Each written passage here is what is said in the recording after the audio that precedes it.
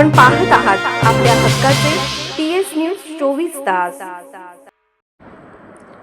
इटकरे येथे राहत्या घराला भीषण आग, अंदाजे 9 लाखांचे नुकसान, मजुरीचे भांडवल आणि दागिनेही खाक।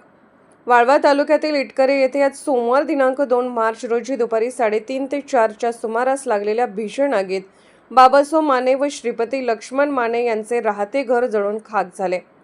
या आगीत घराच्या बांधकामासाठी ठेवलेली 7.5 लाखाची रोकड आणि कपाटातील सोन्याचे दागिने आगीच्या भक्ष्यस्थानी पडल्याने माने कुटुंबाचे अतोनात नुकसान झाले आहे। मिळालेल्या माहितीनुसार दुपारी रखरखत्या उन्हात अचानक माने यांच्या घरातून धुराचे लोट बाहेर पडताना शेजाऱ्यांना दिसले। काही क्षणातच आगीने रौद्ररूप धारण केले आणि आगीच्या ज्वाळांनी संपूर्ण घराला वेढले।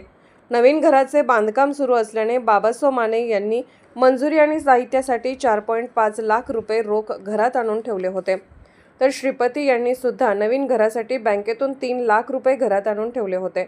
ही संपूर्ण रक्कम आगीत जळून राख झाली आहे। तसेच घरातील तिजोरीमध्ये असलेले सोन्याचे दागिनेही आगीच्या प्रचंड धगेमुळे वितळले व खराबही झाले आहेत। आग लागल्याची बातमी गावात वाऱ्यासारखी पसरताच ग्रामस्थांनी घटनास्थळी धाव घेतली। उपलब्ध साधनांनी आणि पाण्याचा मारा करून आग विझवण्याचा शर्थीचा प्रयत्न केला, मात्र आगीची तीव्रता जास्त असल्याने यश येत नव्हते। अखेर घटनेचे गांभीर्य ओळखून चिखली, शिराळा आणि ईश्वरपूर नगरपालिकेच्या अग्निशमन दलाला पाचारण करण्यात आले। 2 तासांच्या अथक प्रयत्नानंतर अग्निशमन दलाच्या जवानांनी आग आटोक्यात आणण्यात यश आले, मात्र तोपर्यंत घरातील संसार उपयोगी साहित्य, धान्य, कपडे आणि महत्त्वाची कागदपत्रे सर्व काही जळून खाक झाले होते।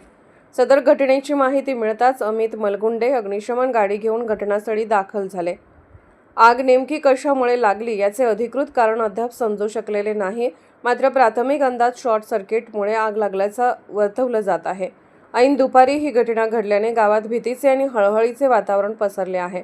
रक्ताचे पाणी करून साठवलेली पुंजी आणि हक्काचा निवारा डोळ्यादेखत राख झाल्याने माने कुटुंबावर आभाळ कोसळले आहे।